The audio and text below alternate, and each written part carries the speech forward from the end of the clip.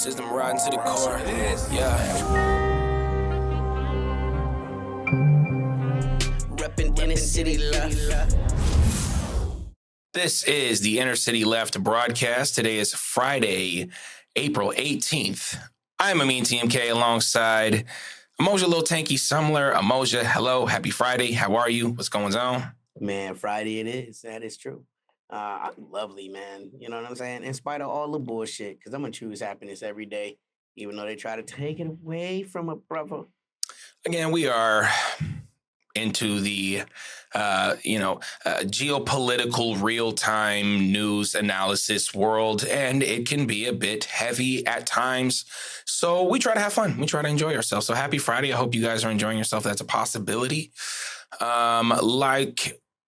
I don't always want to keep trying to tell people to care about the Russia-Ukraine conflict. It's a tough thing to try to get into an average sort of American leftist, their general idea towards the Russia-Ukraine conflict, but it remains one of the biggest flashpoints for a possible World War III to not just two nuclear powers, but the two nuclear powers. I feel like, again, as you can see, Black Scare, Red Scare right behind me over there. Yes. I keep pointing over, Dr. CBS. Yeah. You can learn more about it. But obviously, the United States has been interested in destabilizing Russia since they destabilized the USSR. I don't know if you would find that accurate, but I feel like there's definitely a lot of people within that administration, this general United States political system that want those things. So let's talk about a word that I love, and I think that you love as well, and it's the word causality. Causality. So let's just talk a little bit about what happened to get here. I have a surprise for some of our listeners. This may surprise you as well, Emoji. I think we can debunk the fact that Vladimir Putin woke up one day and said, let's go war with Ukraine. That's not what happened. And anyone who wants to do a poem about if they were Vladimir Putin's mother and, he didn't get held enough as a kid, I mean, come on, guys. So let's go back. However far you want to go back, I mentioned the fall of the Soviet Union. I believe that was 1992. You could go there. That's pretty far back. But we can go to the Maidan coup, the Niet means Niet memo. Where do you see sort of the current political dynamic? Started with Ukraine being sort of this American proxy, and how are we still? I mean, how did we get here? I mean, that's a silly question, I guess, but can you give us a little bit more context of the causality of why we're here? Europe has a fundamental fear of Russia. Russophobia is a thing that's hundreds of years old, and because we're Americans, our first instinct, even just now, was to look at the root of the American issue with Russia, right? Which actually don't go back that far, Worst case scenario, you could say it goes back to the beginning of the Bolshevik Revolution in 1918, just over 100 years. Europe's issues with Russia are much older, you know what I'm saying? And they're just as irrational. Britain has went to war with Russia. That was what the whole Crimean War was. I don't expect most Americans to know about these things, but look, they did happen, and Russia is an old culture. And it has a long memory, France has went to war with Russia. That was the Napoleonic Wars, and really a lot of America, a lot of Russians died. A lot of French people died too, right? I mean, you can look at the beginning of the downfall. And there's several things you can point to for the rising actions that led to the downfall of Napoleon. You can, as a Black person, I like to look at what happened in Haiti. That was a major influence, but also the losses that he incurred in trying to attack Russia. That was another major cause for what led to the inevitable Waterloo with Napoleon, right? I shouldn't have to explain to any American that Germany has attacked Russia twice, in the last 100 years. First in World War I, and then again in World War II, right? That's not saying anything about the American issue, right? So, like, sadly to say, and most of this, Ukraine doesn't even matter. Ukraine is the vehicle that they will use to exercise, right, this very old fear that Europe has had for quite some time. For almost the entire history of the American experiment, right? Europe has had issues with Russia. And it's hard to pinpoint where it comes from. It's not like the Russians weren't overwhelmingly a Christian nation. They're overwhelmingly, in the eyes of the average American, a white country, right? It's hard to explain based on regular rational reasons where this fear comes from. I think ultimately it just comes down to the fact that when you're playing the game of hegemony, right, which several European countries have tried and America actually is able to do right now. But let's not act like, Britain wasn't a hegemon for a long time, right? So, and France was an aspiring hegemon under Napoleon. It's a threat to see a country that is that big, that is essentially self-sustainable, that has its own resources, that can be a threat, because you want everything. You want everybody ultimately to have to come to you, right? And that you can see that right now in America with its trade war with China. China represents much the same kind of an existential threat. It's like this country that's so big, you can't really dominate them. You can't make them need your services. That's inherently threatening to a hegemon. Someone that doesn't have to bend the knee serves as a threat because they serve as an example. Other countries can look at that example and aspire to that. This is why, in many ways, it's easier for the United States to spin out of this, right? Even though, in many ways, um, even the New York Times put out an article, just a couple of weeks ago, talking about how deeply embedded the Americans were in this whole thing. We tell people it's a proxy war, but is it a proxy war, right? Like, I want to use again the metaphor of MMA. Okay, if I'm in your corner, okay, and I'm telling you, your opponent is dropping his left, let's go with 3-4-3, and we'll follow it up with a hard 1-2, and I'm tending your cuts. You know what I'm saying? If I am the man in your corner giving you all the info, telling you exactly what to do, it's hard to say I'm not involved in the fight. I'm just not the one physically swinging. And that's how Ukraine has been used, right? Ukraine has no real ties to old Europe as we imagine it. They just don't. There was large periods in their time where the Lithuanians controlled that area that we consider Ukraine, and it's hard. It's hard to imagine, right? When you look at Lithuania on a map now, and it's so small, right? It's almost insignificant. No one really thinks about the Baltic states, especially in America, right? Think about, in Monopoly, right? Those are the cheapest properties in the whole game, Baltics, and that's where they stand in our mind. But that bothers them because Lithuania was once a very powerful nation, you know, and it wasn't that long ago. It was less than 300 years ago that Lithuania was an order of magnitude than it was.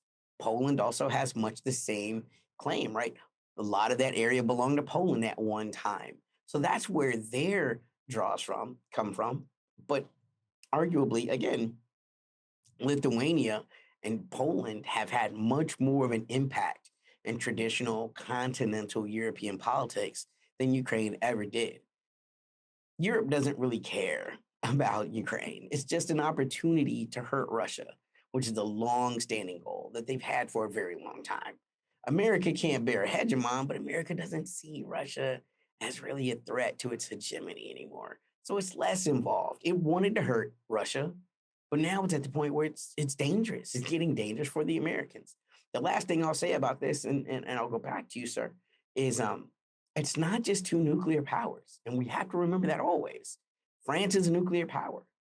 Britain is a nuclear power. Their nuclear power is not equal to Russia's nuclear power. But again, as we've said many times on this show, ain't no limited nuclear war. There is no small nukes. There's no, oh, we're only going to use one nuke. We're only going to use a small nuke. Nukes is nukes, man. Some get bigger, some get worse, but all are horrendous weapons, you know?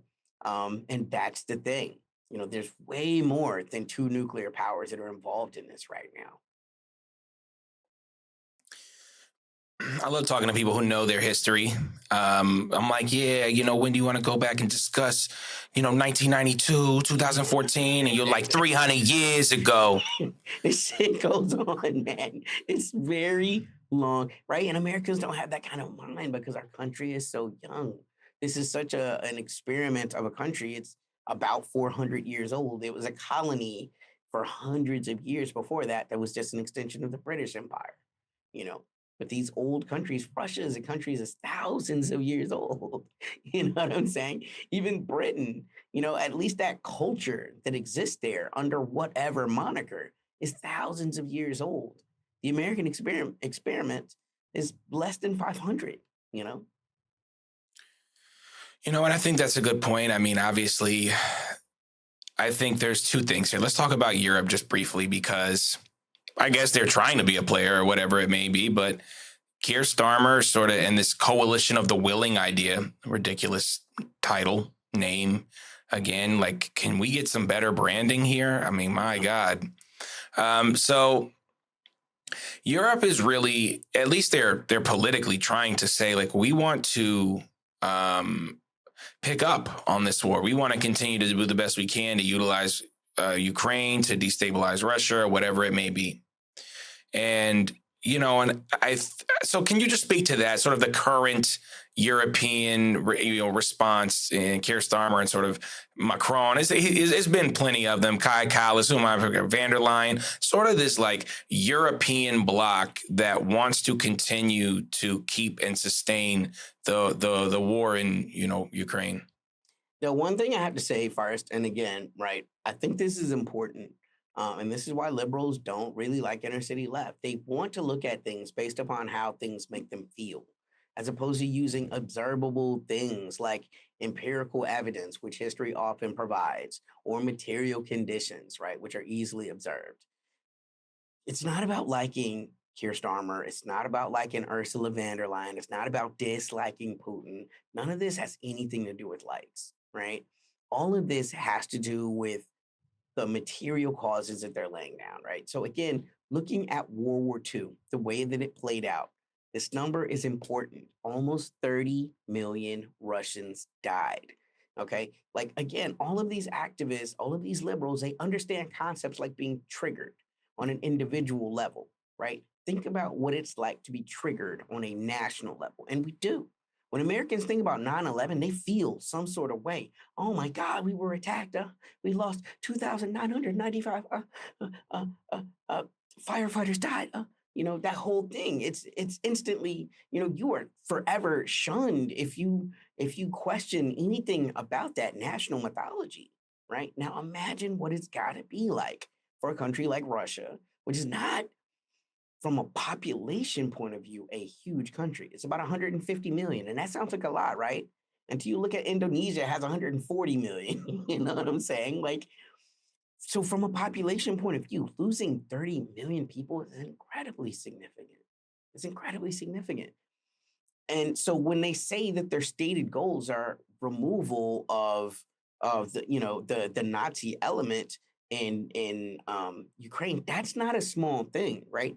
And this goes back to, again, quickly, why I personally don't trust Democrats, right? For us to be Black people and people of color and liberals and leftists and whoever else is following inner city left, right? We all say, I hope, Nazis are a red line. We don't like them, right? And when you talk about this, okay, in 2008, okay, MPN did a wonderful article about how from the FBI, okay, this was from the FBI stating that neo-Nazi militia is trained by the United States military in Ukraine and is now training United States white supremacists. That article dropped November 9th, 2018. That is before, okay, anything happened in Ukraine, okay? That's before the war happened. I mean, you can make an argument that the Crimean thing had happened, okay? But like, as we think about the special military operation right now, that had not happened yet. So how is it even the FBI is admitting that this is what it was in 2018, okay, knowing how Russia as a culture feels about Nazis. Now, people are like, oh, that was 2018. It's over. That hasn't changed. But look, when you look at right now what is happening in Ukraine, the predominant faction that is doing all of the training for their military is the Azov Brigade. That is who the MPN article was about. That's who the FBI was talking about, those neo Nazis, right? They've been working to introduce a core system to improve organization and command and control for their brigades. Okay. And Azov has been now integrated into all of these. The first presidential operational brigade, right? Guess what they do? They go around with Zelensky, everywhere he goes, and they keep him safe, right? So when people are like, oh, Zelensky wouldn't be for this, he's a Jew. He's literally followed around by a neo-Nazi brigade everywhere, making sure certain things that they want to happen, okay? The 14th Operational Brigade, the 15th Operational Brigade, the 20th Operational Brigade, all have been trained by Azov. These are stated neo-Nazis. And the Democrats have been funding these neo-Nazis for more than 4 years. This is not me being mean. This is not an insult. This is not me trying to throw words around. This is me stating what the FBI stated in 2018, right? So like Russia's not going to be okay with that, okay? And so like when you look at like the Americans, why they're trying to step out right now, as we've talked about on this show several times, America has other shit it needs to do. It needs to settle this Iran thing. It needs to focus on this China thing as far as their foreign policy mind state goes. And to them, two things are true. One, Russia's going to win over a long enough timeline unless all of Europe commits to the defense of Ukraine, which doesn't make a whole lot of sense, but it's starting to happen. When you look at the fact that Germany, right, who has attacked Russia historically before twice, and France, over the last couple of months, have designated tens of billions of military hardware to this Ukrainian military. Once again, this Ukrainian neo-Nazi military, right? So the Americans are like, well, look, we out of it. If Europe can handle it, and even Marco Rubio now is saying, this is not our war, right? The president is saying, this is not our war, because they assume that Europe will cover it now. It affects Europe more than it affects them because they understand the most dangerous thing they can do to Russia is continue to be involved, right? And so to the best of my knowledge, there hasn't been any new congressional money set aside for weapons for Ukraine. And what they've been doing is filling out all of the appropriated funds and weapons under Biden's last huge package, which was ridiculous. It was like 90 billion or some other ungodly. We definitely talked about what that number was on earlier podcasts. So if you want to be exact, go back and find that, but up until now, to the best of my knowledge, there hasn't been any new appropriations. So what have the Americans been doing? They've been providing intel, and some command and control access, right? To NATO, and then NATO passes that along. But they're mostly saying, if you want to continue this war, y'all gonna have to step it up and do it yourselves, And Germany and France have proven absolutely willing to continue to do that over and over again, for whatever reasons. They have this deep cultural fear of Russia. They've continued to risk that. And they feel a little bit safe because Germany has the umbrella of the NATO, Article 5 protection, ostensibly. Though the Americans have continued to say that, we want to get out of this, we have to wonder to what end, right?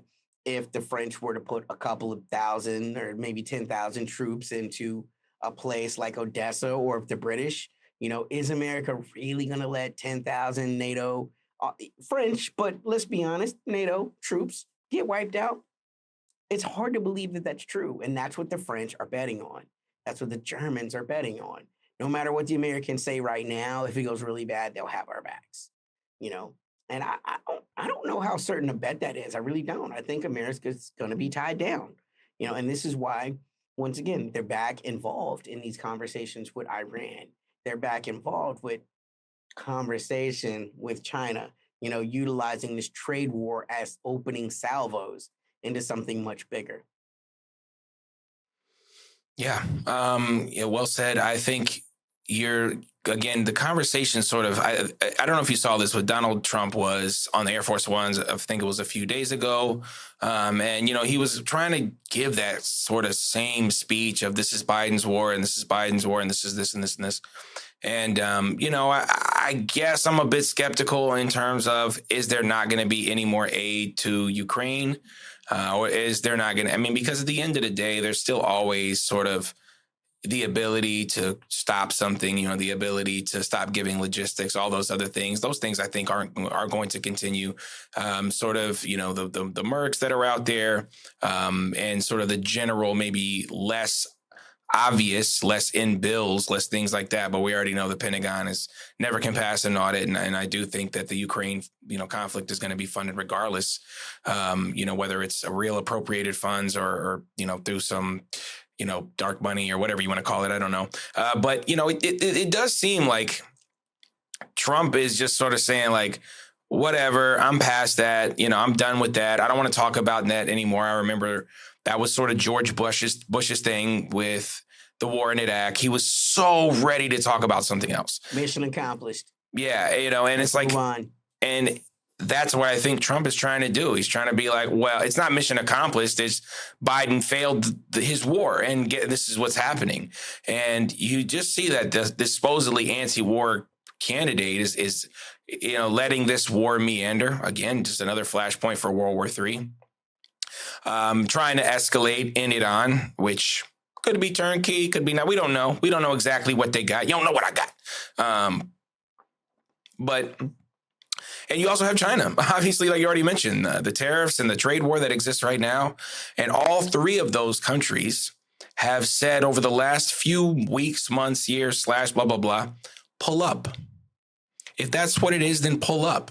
And I think the United States is kind of getting G-checked a little bit here. I mean, they also got checked by, Ansarallah in Yemen, and being able to see like, you got these bunker busters and these things, but we have mountains. What does Khabib say? Who is this guy from Mountain? That's where they are, dude. Like, didn't you remember Afghanistan? Can't blow those things up. They're not bunkers. They're earth, and that's just a different vibe, I think. So Trump didn't mention much, said it was Biden's war, kicking the can down the line, which I think is what's going on. Closer to World War III, I think. Maybe not than we were 6 months ago, but definitely more than, we were having this conversation about, a ceasefire, which is not going to happen. We're going to end this war. Not going to happen. Because at the end of the day, Donald Trump is just a dude who's the president, and he have lots of powers and all those other things, but like they have a lot of other people to answer to. And there's always going to be Russia hawks in the deep state, whatever you want to call it, the general idea of America. Remember, I was telling you, like, you have to look at America like Sauron and global hegemony as the One Ring.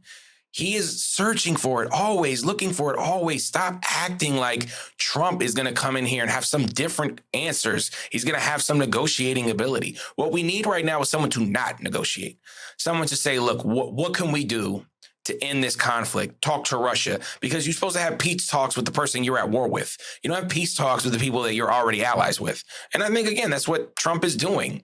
It's just, I'm doing the best I can. I'll forget it. Mission failed. But people on the ground is still happening. We watch, especially you be watching these military summary channel. The Russians just opened up another offensive into. I just saw something today. They got 12-year-olds out here shooting guns. I mean, the Ukrainians do. They're getting like the what are the J-Rock? You know what I'm saying? Like, I forget what it is. Like, yeah, like junior the ROTC. Yep, you already know exactly. But it's like they really out there with them things, like ready to put their lives out on the line. And, yeah, I mean, I looked at that and it was hard to not immediately make that next colliery Hitler's Youth, right? Like that's who's training them. The Azov is training them. And if the Azov are Nazis, then we have to look at these kids as Hitler's Youth, right?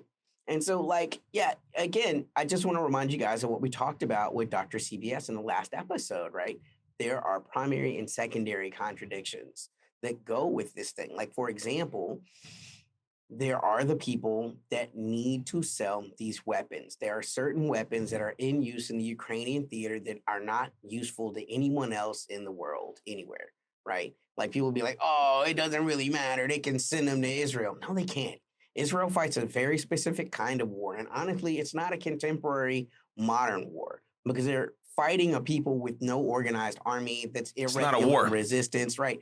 They're like, Israel doesn't need $30 billion worth of 155 millimeter artillery shells. I mean, I'm sorry to get into the weeds, but this is what war is, right? Looking at systems that are utilized. You know who needs that?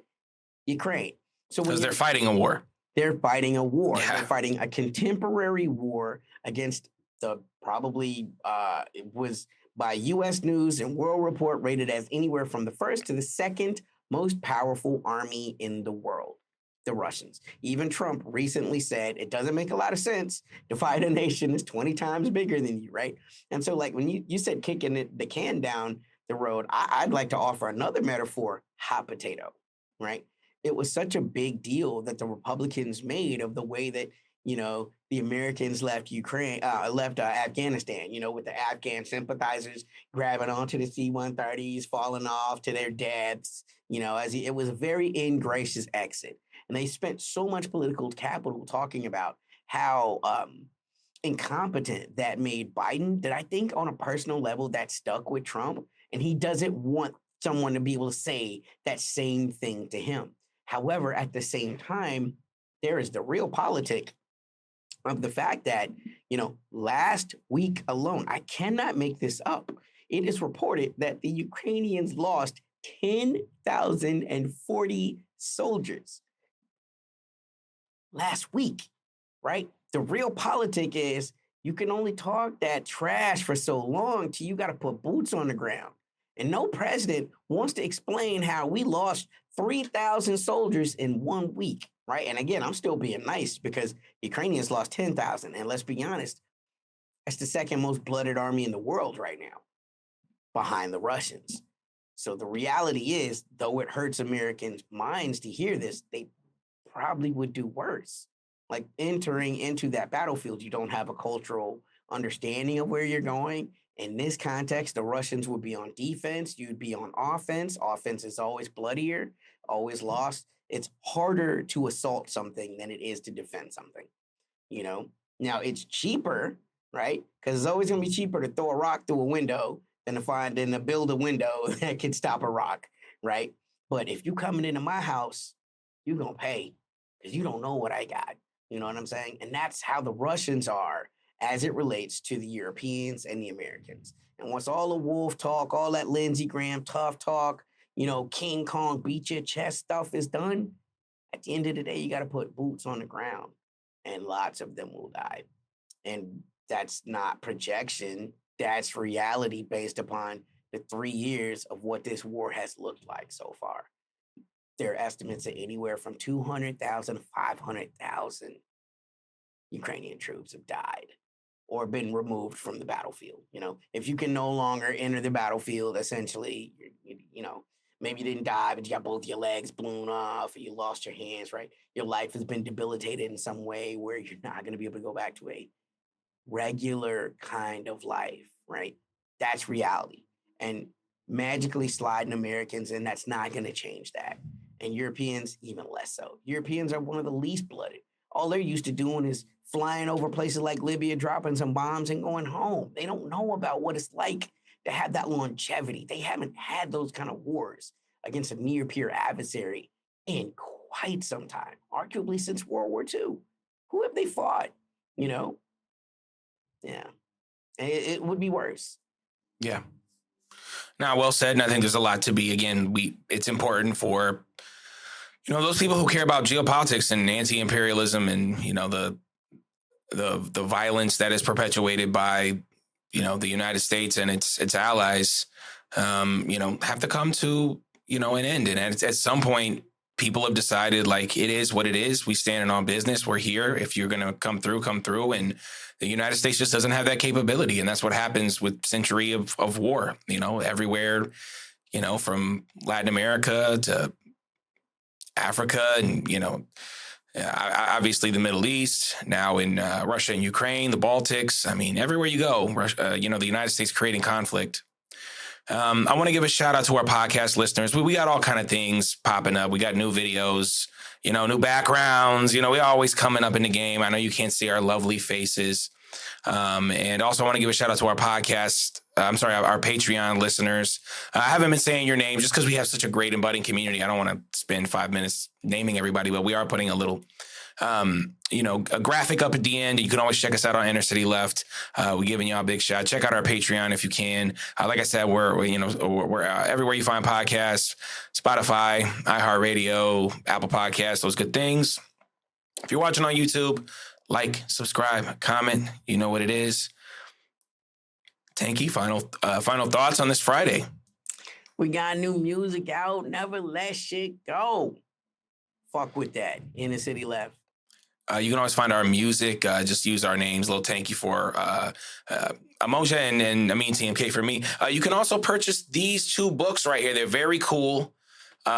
This right here, I already pointed to, which is Black Scare, Red Scare, Dr. CBS. This also right here is a fantastic book of poetry by Amoja Lil Tanky Sumler as well. Go out and get that. I'll try to put all that stuff in the description. For Amoja Lil Tanky Sumler, I'm Amin TMK. This is the Inner City Left broadcast. Peace. System riding to the core. Yeah. Reppin' Inner City Left.